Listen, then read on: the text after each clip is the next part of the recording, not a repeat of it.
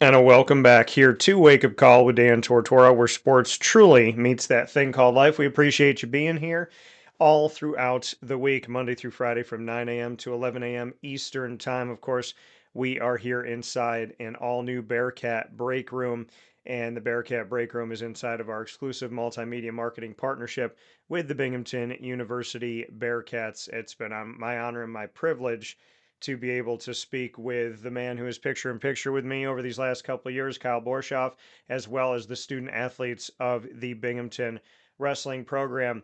I'm happy and I'm sad right now. I'm happy because Kyle is stepping into a new chapter in his life. I'm happy for what that's going to be for him and his father and the quality time that he'll be able to spend, which I think anybody can tell you is something that is second to none and cannot be replaced by anything else. I'm sad because I absolutely positively respect and appreciate everything that he has done with this Binghamton Bearcats wrestling program. And as you know, in this Bearcat break room and in our partnership with Binghamton, we have had so many student athletes on here over the last couple of years that have done a tremendous job with this team inside of the EIWA and nationally. So I can't say enough about the work that the student athletes have done as well as the coaching staff. And I know he'll probably defer to someone else, but I blame him for a lot of the success here. So, with that being said, on Wake Up Call with Dan Tortora inside the Great Lakes Honda City Studios, Mr. Borshoff, how are we doing?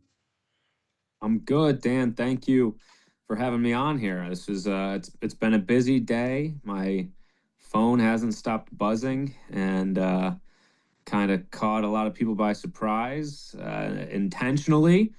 My team returned today, and I tried to keep a lid on this until I could speak with them in person. That's the way I like to operate, and didn't want to send around text messages and do the phone call thing when I knew my guys would be here in person in Binghamton, and I could tell them. So I'm thankful for you having me on, and happy to talk about whatever you want to talk about.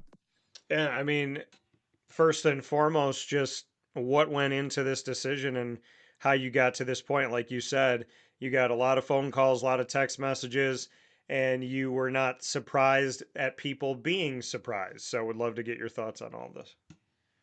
Sure, yeah. There's a lot that's gone into it. It's something that my wife and I have talked a lot about. We have three young kids. I have a 5 year old, a 3 year old, and a baby girl that was born in April. So my 5 year old's going to start kindergarten this fall. From a timing perspective, a lot of that made sense if we were going to make a move to do it now when the kids were still young. I have the great fortune that my father has been running a business for pretty much 50 years, and um, I'm going to be able to step into a role working for him. I'll be able to spend more time with him and my mom, and my kids will get to spend more time with them. So that was something that we'd been thinking about quite a bit. And, um, I realized that I'm unbelievably lucky to have so many great opportunities. My job here has been amazing. I love the people that I've gotten to spend time with and develop relationships with. And I'm fortunate that I have another opportunity that I'm also very excited about. Something I've been dabbling in for a while. I got licensed to sell real estate during COVID when we were basically told stay away, don't come into work. I got my real estate sales license, and I've been working um, in that industry for a few years, just kind of alongside my coaching job. And it's actually what I studied in college. I was a business administration major with a focus in real estate finance. So something I've always been passionate about and interested in, and gonna jump 2 feet into it and see where it takes us. So, like you said, following a passion, following something that you studied in college makes a lot of sense and is a beautiful thing. Why right now in this moment? I know you talked about your dad and spoke about your family and obviously being a father, but what else goes into you feeling like this was the right time to do it? Because like you said, there is a shock, right? I've seen a lot of success with this wrestling program, and I was thinking that you were only going to trend upward with you being at the helm of this. So at this moment in time, even more so to go a little bit deeper into it for you personally, why are you okay stepping away, fully knowing that there's been so many great things, and I anticipate there to be more when it comes to this program? Yeah, it's a really good question. And I think it comes down to a couple different things. One is that I'm happy with the things that my team has accomplished. I'm happy with the culture that we were able to develop and maintain throughout my time here. We brought in the right people. I surrounded myself with amazing student athletes, assistant coaches, and I'm just happy with where I got the program to. I think that combined with, it's no secret the NCAA is changing drastically and quickly.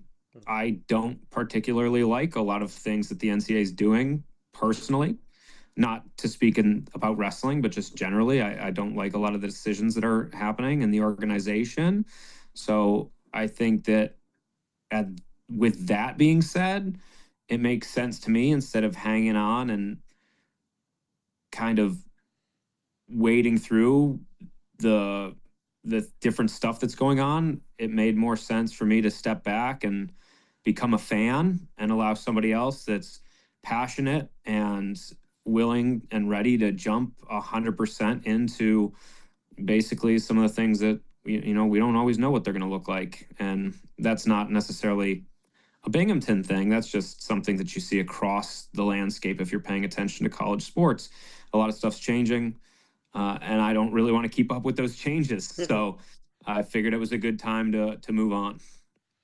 Well, and like you made mention of, there is a lot of changes that are going on in collegiate athletics. There is the House settlement, which is going to create roster limits for schools that decide to opt into this. There's different conferences that want to opt in. There's conferences that maybe won't opt in. There is, of course, the autonomy group of the Big Ten, the Big 12, the SEC, the ACC, and somehow the pack, even though it hasn't really been the pack, but somehow they get involved in this as well. And their logo was still on the college football playoff this past season, even though they only had two teams in their conference. So we're living in this world where they had to agree to it, right? $20.5 million going to be set aside for student athletes, essentially getting paid to play, which is what they told us it would never become. And I did my research on how it was going to break down on average. And of the 20.5 million, over 18 million for schools that have football and basketball will go to football and men's basketball, leaving about 2 million for all of the other sports.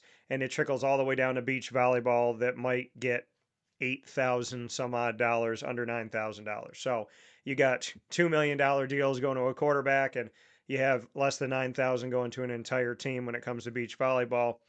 This doesn't help Olympic sports like wrestling. It doesn't honor the student side of student athlete. It doesn't honor the education. It doesn't honor responsibility. It doesn't honor commitment. It doesn't honor competition and staying and being accountable. So, I mean, I think ultimately, am I against student athletes getting anything? No. But the parameters put around this and the way that it has become, basically what I told people was, if you take the haves and you take the have nots, and then you look at the House settlement and you look at where we are in NIL space, the haves are still the haves, the have nots are still the have nots, and the only thing that's changed is that the collegiate model is now more expensive. I'd love to get your thoughts on that. Yeah, I mean, I think a lot of what you said hit the nail on the head. I right, a lot of the nitty gritty and the numbers talk, you got to go way above my pay grade, right? You got to get in touch with these ADs and administrators that are going to have to work through that stuff. I coach a wrestling program. Yeah. I have been fortunate to coach a wrestling program at a university that I still do believe represents what the NCAA should be. I think that Binghamton Athletics represents what a student athlete should be. And I think that's a beautiful thing. I think that when I got involved in college wrestling as an athlete myself, I had a scholarship. I got paid. I got an education that other people were paying $50,000+ for per year. Yeah. And I didn't have to pay for it, right? So, and I got to wrestle to do that. I love the idea of student athletes. I love the idea of providing opportunities to people of all different backgrounds from all different places, opportunities that they may never have been able to have or achieve without college sports. I was one of them. I never would have been accepted or admitted into American University without wrestling. I was not an amazing student, and I loved the fact that there was a way that I was able to be a part of a university that was probably should have been out of my reach, but because I was very good at something, I got an extra opportunity and I made the best of that situation. And that's one of the things that I really liked about college sports. And I think that we have that at Binghamton. I think that's been a big part of the way I've recruited. We recruit student athletes. We recruit kids that want to get great educations. We recruit kids that want to be successful after they're done. So I don't want to, act like I know what's happening anywhere with the house settlement. I don't know. I wouldn't say I'm super educated about it. But what I would say is that I know things are changing, and I know that because of the changes that are happening with the NCAA, it just seemed like a good time for me to move on. And like I said, just allow somebody else to come in and start navigating those things as they have to. And maybe they never will, right? Maybe at Binghamton, that won't need to be navigated. I don't know, right? That's something for people more important than me to figure out. Well, like you said, I mean, you've noted the change and you've seen what could be. And you said that, Binghamton, a student athlete, is still a student athlete, and you appreciate what Binghamton's doing. So when you look at the current state of affairs in the collegiate model and what it is and what it was and what it's becoming, being at a school that cares about the student and student athlete, that is a public Ivy League school, one of the top 10 in the nation, when you see the world changing in collegiate athletics, but you see that Binghamton is trying to stay on the outside of that chaos. Did that weigh? I mean, you said it's a good time for you to move forward into this next chapter, and you see all the change happening. But being at a school where it isn't as prevalent and it's still focused on education, is when you say, it was a good time for you, was it not so much Binghamton as it was maybe what the entire world of wrestling was going to look like, or how the NCAA was going to look as a whole by and large when you are competing? Yeah. So again, I don't want to speak too much to what Binghamton's doing, right? I think Eugene Marshall, the athletics director, has done a great job with our athletics department, and he leads the department. And I think that the decisions that are going to be made are Gene's decisions. I don't want to speak like I have any insider knowledge of what's happening. I don't. I know that I trust the decisions Gene's made while I've been here, and I think he's going to continue to do great things at Binghamton.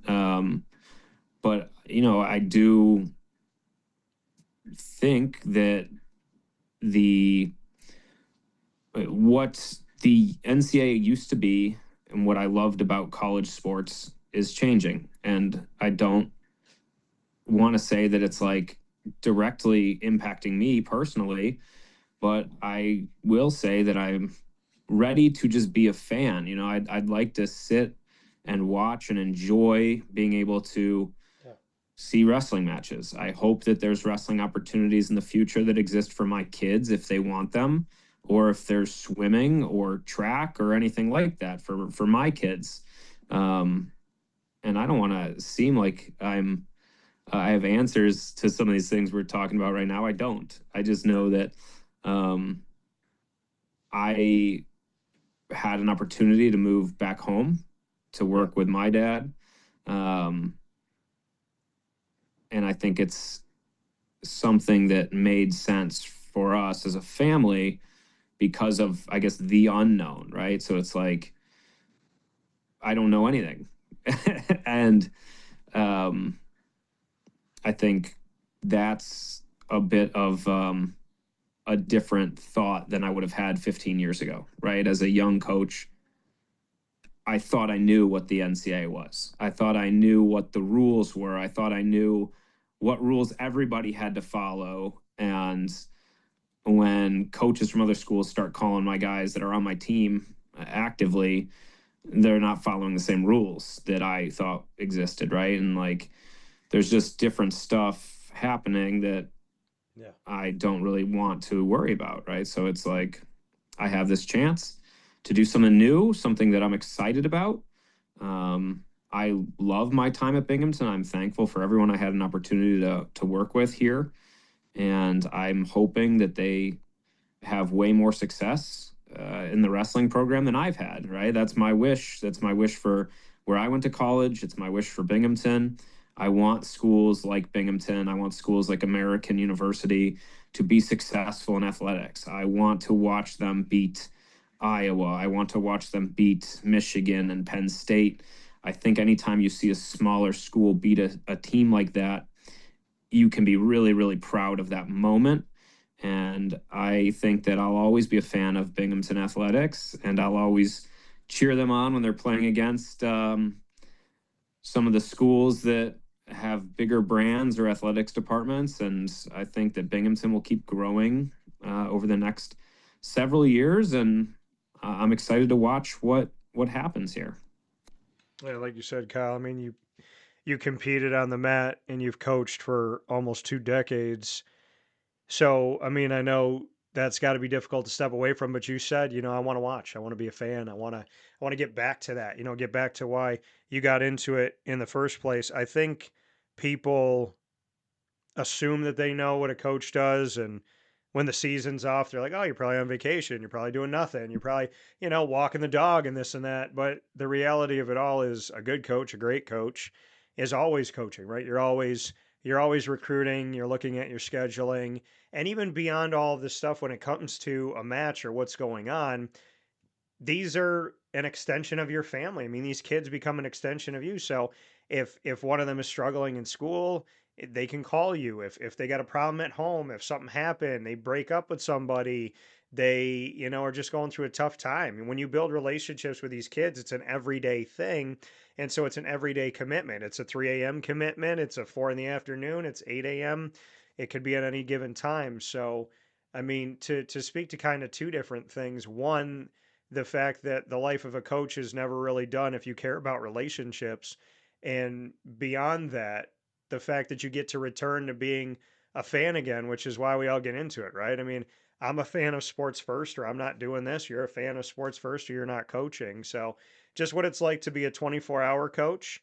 And then, secondly, the excitement of being able to just watch a match, which I'm sure that, I mean, it's been a very long time that you could just watch. Yeah. Well, yeah, I think there's a lot to that question, right? And one of the things that's funny, the people that have been reaching out to me today and the posts I've seen, and several of them mention, retirement from coaching or whatever, right? And I've seen that phrase a handful of times, Kyle Borshoff, retirement from coaching. And I'll never be retired from coaching, right? I am a coach. It's what I've done for 20 years. I don't retire from being a coach. I won't retire from being an athlete. And I'll always be around for my guys if they need me. And they know that. So they can call me tomorrow. They can call me in 6 weeks. They can call me next year. And I will still be their coach and help them with anything they need, right? So there is no retirement from coaching. It's always a lifelong endeavor. And it never stops. So as you're saying, even right, the 3 a.m.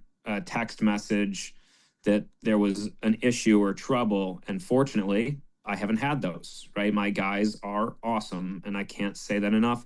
My guys do a great job making it so that I avoid a lot of those extra hours messages, and I'm thankful for that. And the 24/7 coach thing, just it's not 24/7, right? It's 24/7 for the rest of my life now. If one of my guys calls me at 3 a.m. and 2 years from now and he needs me for something, I'll answer the phone. It's that's what it is for me.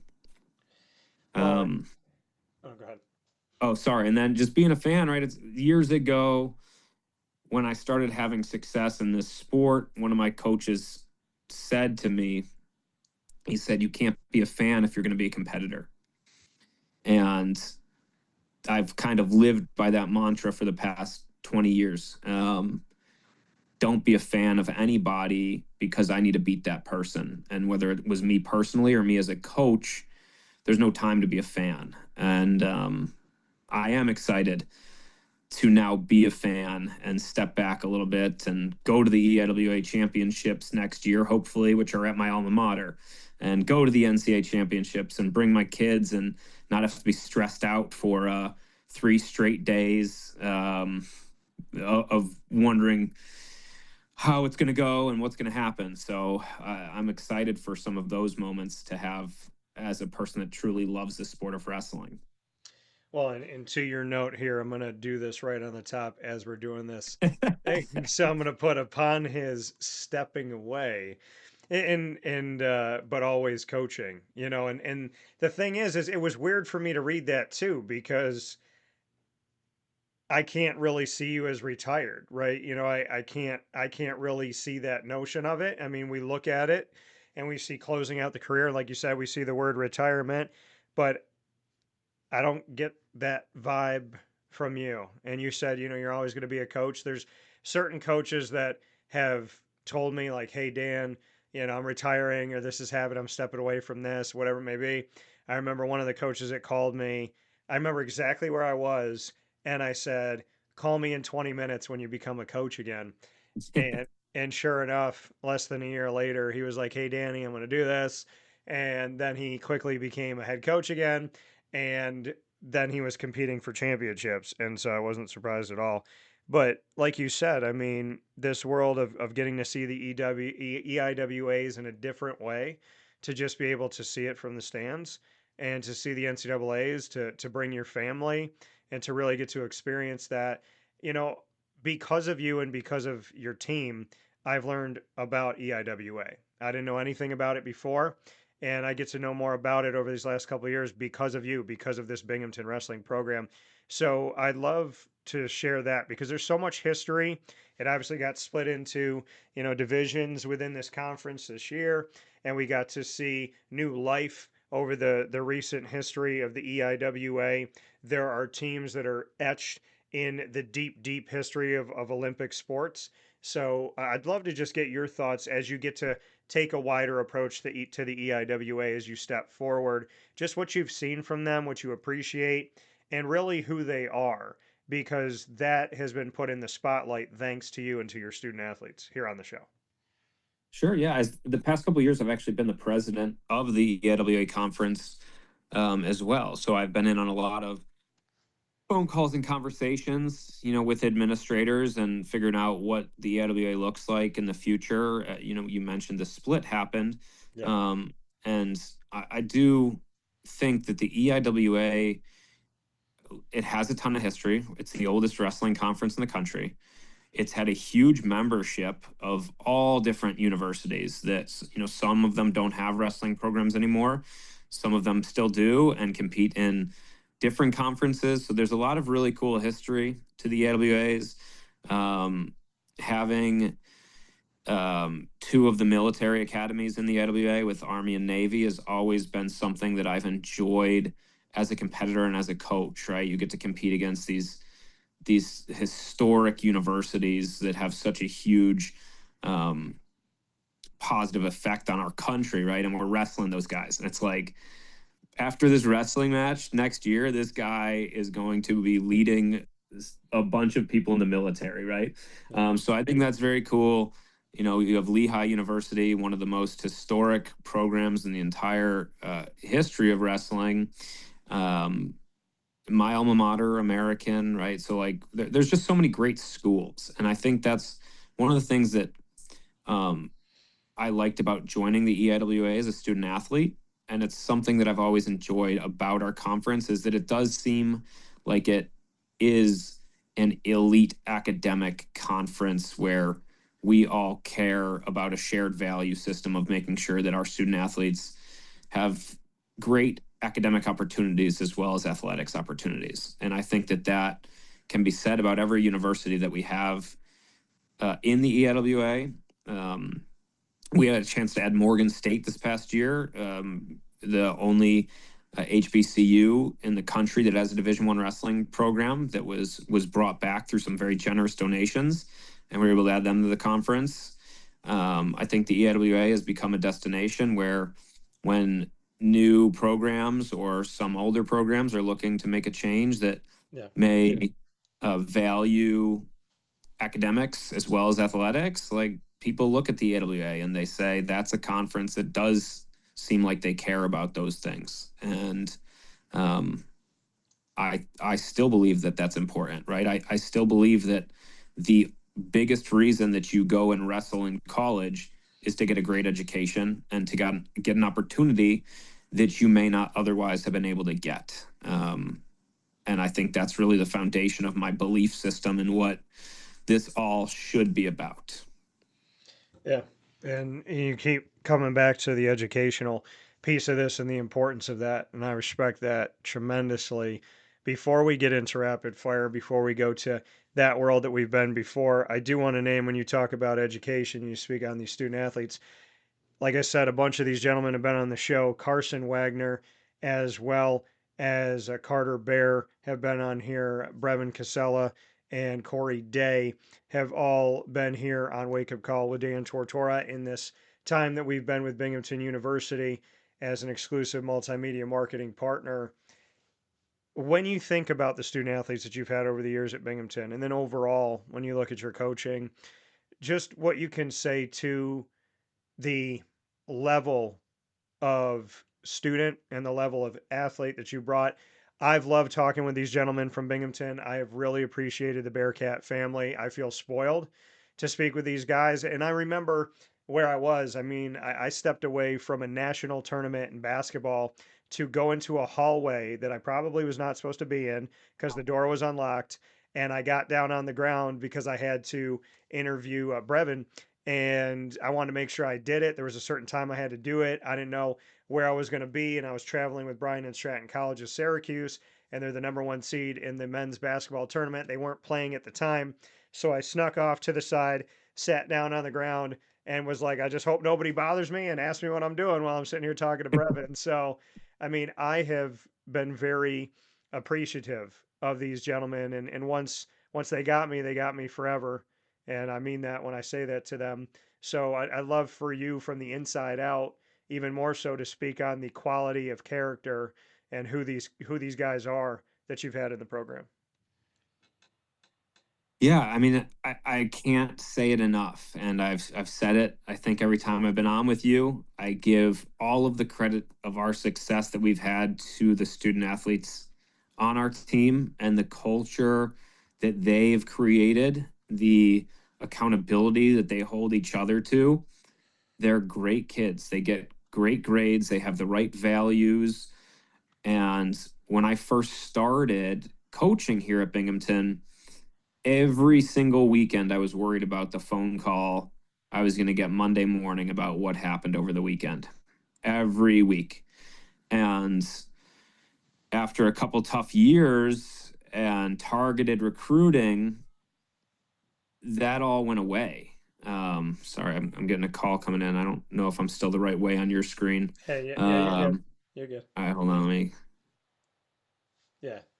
So we lost him here for a second, but we'll bring him back momentarily as we have Kyle Borshoff telling his story here on Wake Up Call with Dan Tortora inside of our exclusive multimedia marketing partnership with Binghamton University, and of course here inside the Great Lakes Honda City studios. So we're going to bring Kyle back in here and get him set on the broadcast as we continue the conversation of the student athletes that he has had in the makeup of this program at Binghamton University. So let's go ahead and bring Kyle back in here, and we will do that right now so he can continue his conversation here with us. All right, Kyle, whenever you're ready, you're good to go.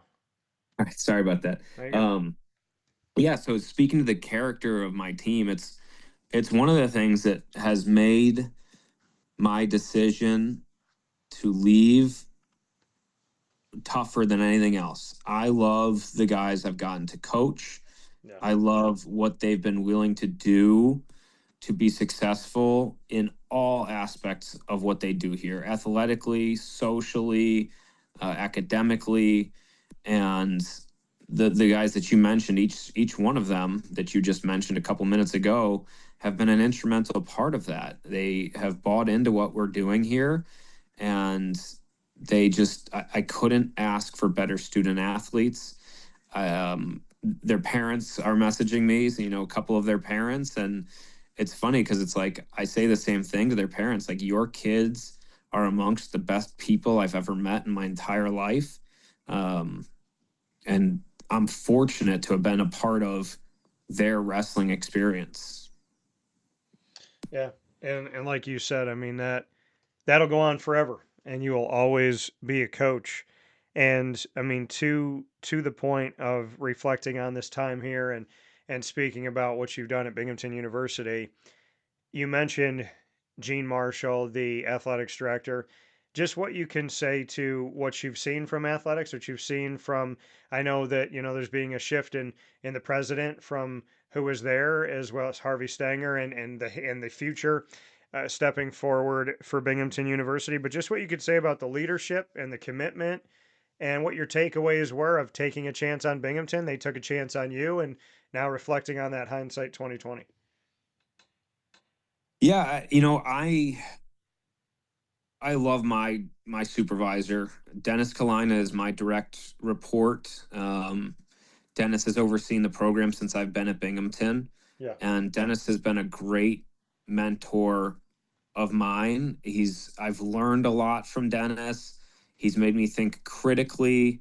Um, Early on, when they took a chance on a young head coach, I wasn't even 30 yet, and I'm coaching a Division I wrestling program. Um, we started the season 0-3. We lost 3 straight dual meets, and after we lost those 3 meets, we won our next 10 straight.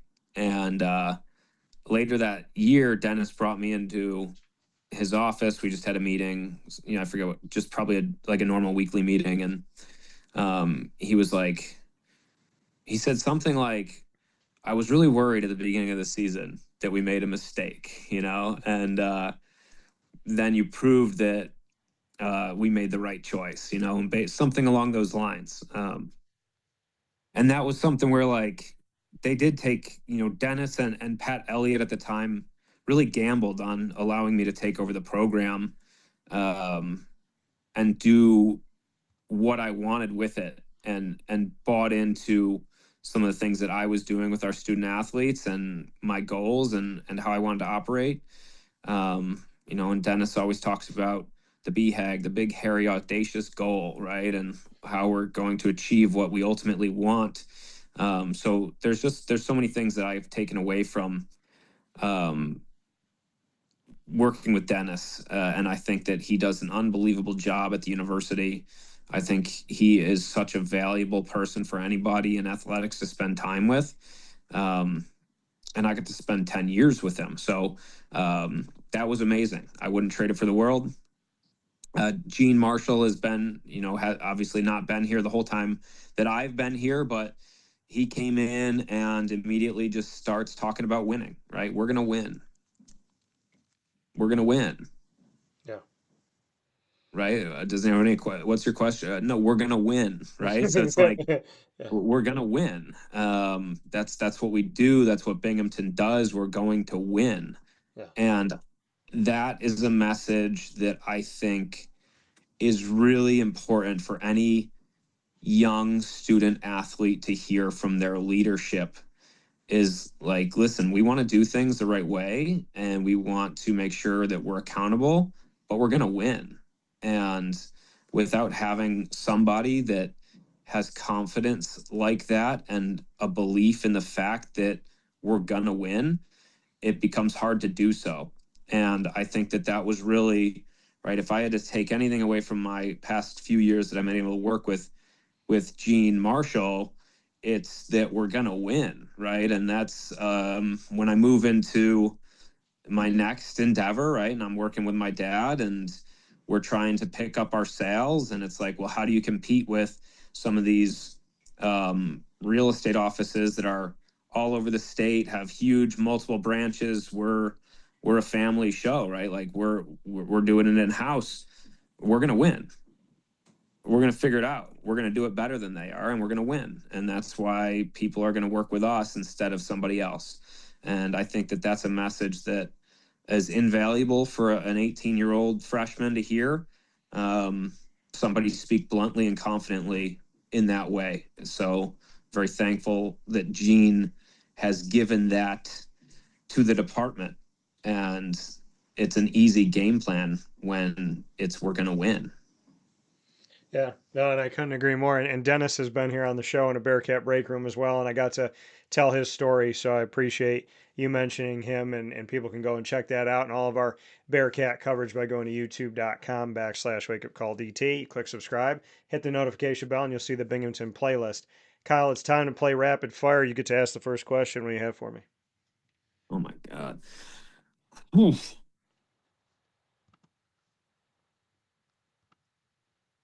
It's not very rapid right now. I should have been thinking about this. You're right. All right, let's see. My question for you Yes, sir. is, Hmm. what do you think the power conferences look like over the next 5 years? Do you think they condense down? Do you think they maintain five? What do you think that landscape looks like across the country?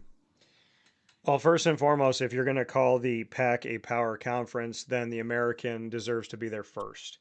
And so that would be my conversation about that. The American Athletic Conference has preserved itself and has been attacked and mutilated by realignment. So has Conference USA. And I think the American has more than stated its case. And I've covered them since before they had a name and a logo. So I think the PAC being grandfathered in doesn't really make a whole lot of sense to me. And it's no offense to the PAC, it's just the truth. I mean, the Americans out here busting their tail. The PAC got completely poached except for two schools.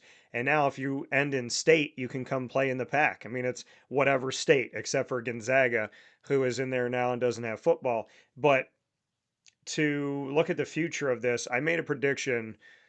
At this point, it's probably at least 4 years ago. But my prediction was that the SEC was going to separate itself. And I had a conversation with John Swafford, the former ACC commissioner, a couple conversations with him. And when autonomy happened and they started calling themselves the autonomy group because power is a media term and autonomy is the legal term, legally it means self-governing. That's the definition. So sitting down with him, and I will not forget this, we were at the Barclays Center in Brooklyn, and I said, okay, so y'all chose the name autonomy. That's it's not a random name. You don't randomly write something in to a legal binding agreement. And I said, so you're essentially telling the NCAA you're on an island on your own and you're going to work with them for now. Is there a conversation about not doing that? Is there a conversation about breaking away? And he told me this a long time ago. It's not that we haven't discussed it. It's not that it's not a topic of discussion, but not right now. And my prediction after having conversations, watching things, paying attention to the tea leaves the way that I see them, and then COVID and seeing Oklahoma and Texas move into the SEC, I firmly believe that if the SEC can pull a few pieces and the Big Ten can maybe finagle something with Notre Dame, that there is a world, or if Notre Dame somehow finds a way to continue to make all their money and just go with the SEC and the Big Ten, that there's a world where they will break away, they will become their own. I thought the SEC was going to do it. I think the Big Ten took the West Coast schools in order to be enticing because if you look from the Big Ten and the SEC together, they have every part of America except for the Idaho, Wyoming, Arizona. It's not going to affect the college football landscape when it comes to national champions, who's competing for them. And it's no disrespect to those institutions. They just have every single brand that they need except for maybe a Clemson, a Florida State, and a Notre Dame, maybe Miami. If they are to pull those out and grab those schools, then the SEC and the Big Ten would call themselves a conference, have a national champion who's going to fight with them about that. So, how do I see it going? I think that I'm going to be right in my prediction. I've been right about other predictions, Kyle, that I did not want to be right about. One of them was 7 years ago when I said, mark my words, 5 to 10 years from now, the NCAA will look drastically different if they exist at all. Unfortunately, the NCAA has proven me right. They look drastically different. And I kind of am concerned if they're going to exist at all. So, especially with this commissioner forum, how they're going to do it with college football and who's going to be overseeing, and the NCAA fully admitting during COVID that they have no control over college football. So, why is it an NCAA sport? So, I mean, there's a lot of things. I mean, it's a long-winded answer, but it's been rooted in a lot of prediction, and I believe that we will see a world where there are 3 tiers of Division One: SEC, Big Ten, Notre Dame will be within that. If Notre Dame doesn't join a conference, I think that you can force them to by saying they can't qualify for the college football playoff if they don't. In that case, they would join the Big Ten. But in my opinion, I think there's a tier one, SEC, Big Ten. I think there's a tier two, the rest of the FBS. And I think there's a tier three, which is the FCS. And I think that's where we're heading. I think we're already there. And I think if you pay attention to the domino effect of what's happening in college football, it has been very clear who they protect when it comes to the polling, when it comes to how teams are ranked, where teams are placed, and how things are done. And I think they're trying to appease the SEC and the Big Ten, fully knowing that there's not much else that they can do as the NCAA in order to keep them under their rule, so to speak. My question back to you kind of goes off of that. Can Olympic sports survive today's collegiate model? Well, I sure hope so. To your point, I think it would probably be the best thing that could happen if they could survive in a separate space from college football, right? I mean, that's the elephant in the room, and the biggest problem that exists is college football being professional sports. Yeah. And there's a lot of money involved in college football, right? And that money funds everybody. And that's where, like, I always found this whole thing to be, when they started talking about like this revenue sharing model, and you talk about revenue, who cares, right? Like, okay, you made $100 million, but you spent $180 million, right? Like, where's the money? Where's the money that you're going to share coming from? You spent it all. You spent more than what you brought in, right? So, I'm hoping that Olympic sports will continue to thrive and survive. I think that they have niche fan bases that are very, very supportive of them, right? When you go to the wrestling national championships, it's the best wrestling event in the world. It's better than the Olympics, it's better than the world championships.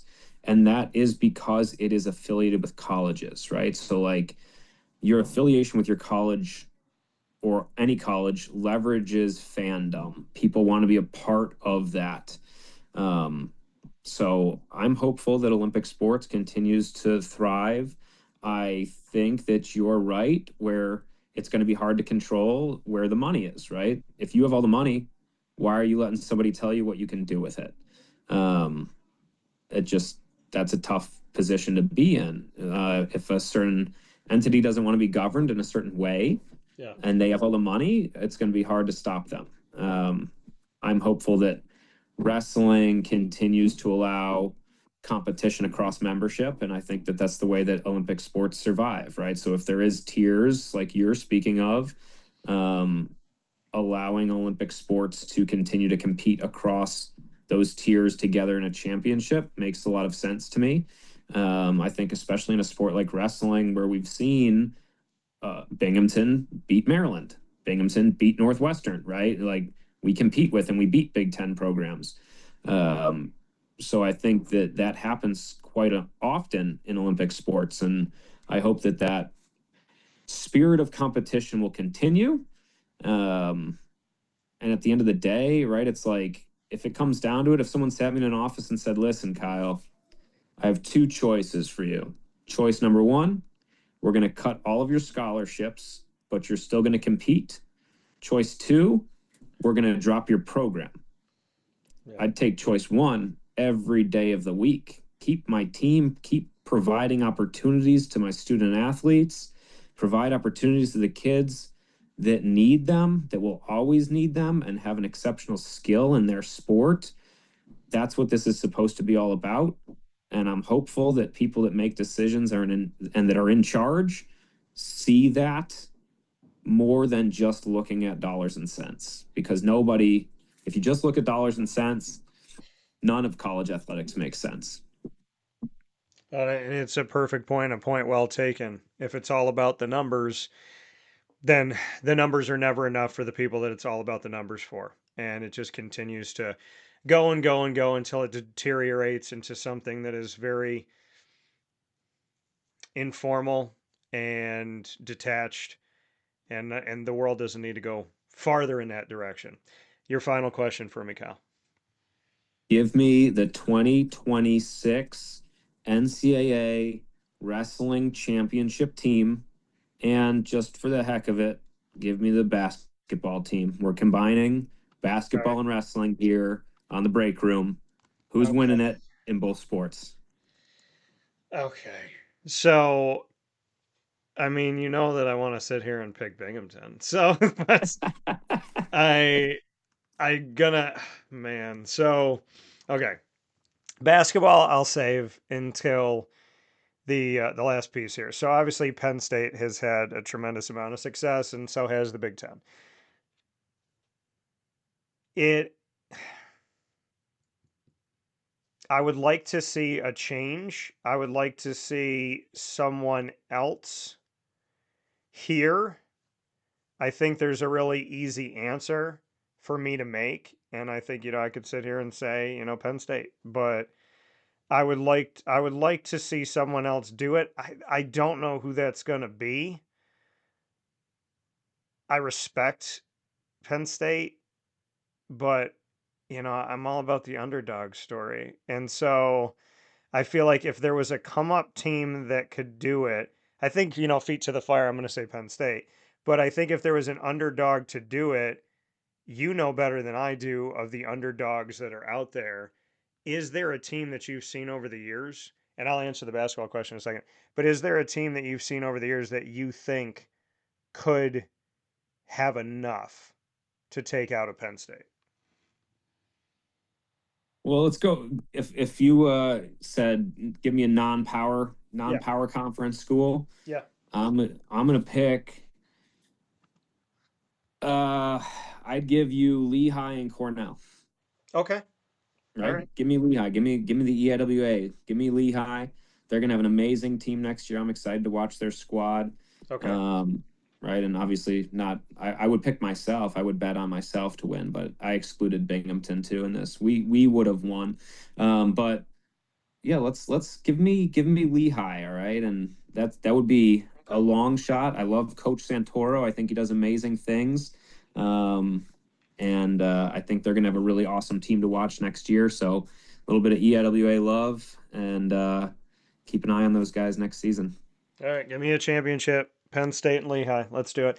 So I would love to see that. And Lehigh, I will second Kyle and say that we hope to see you there very soon. So to answer your basketball question, who's going to do it in basketball?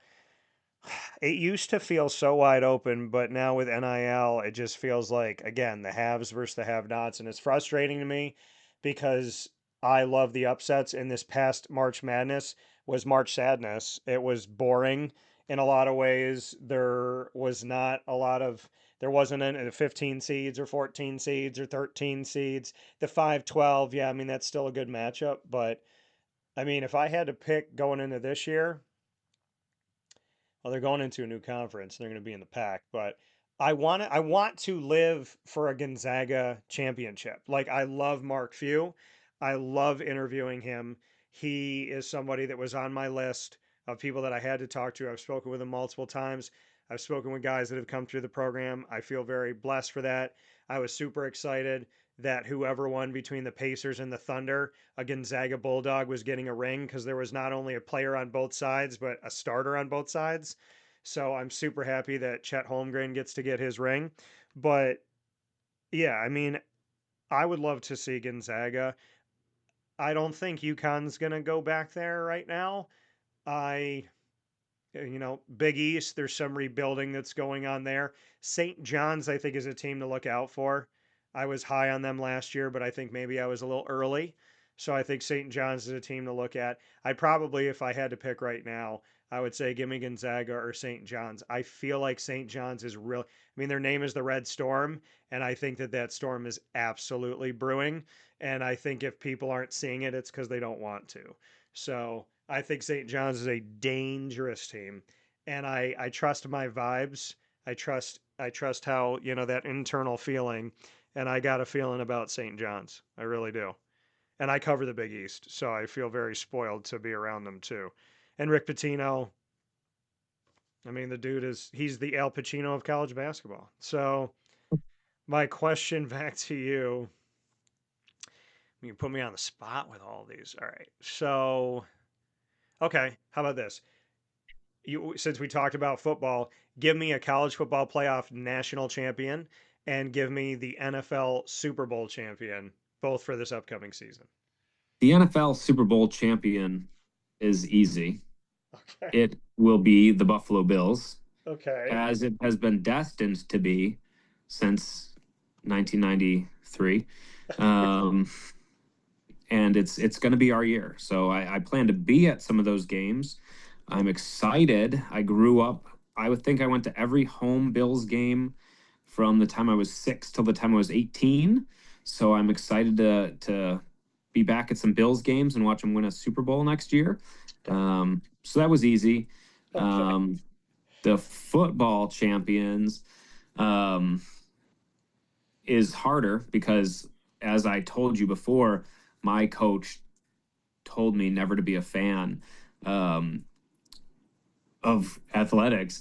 So I've not been a great fan over the past several years. But you know what? I am going to pick. It's a bold prediction. The national champions will be another EIWA team, and it's challenging here to pick one of the two, but I'm going to go with the United States Military Academy. I'm going to take Army West Point to win a national championship. Um, we just had a local wrestler from this area that finished up there at Army, and he's been, I think, signed to the Ravens squad right now. So I'm excited to watch him hopefully play next year for the Ravens. And I always like to follow local kids, right? So, and I might as well take an EIWA school. So Army, give me Army. I like it. I mean, I fought for Army to get into the college football playoff this past year and made myself very clear that Indiana played 11 unranked teams, and the only team that they played that was ranked spanked them, and that was Ohio State.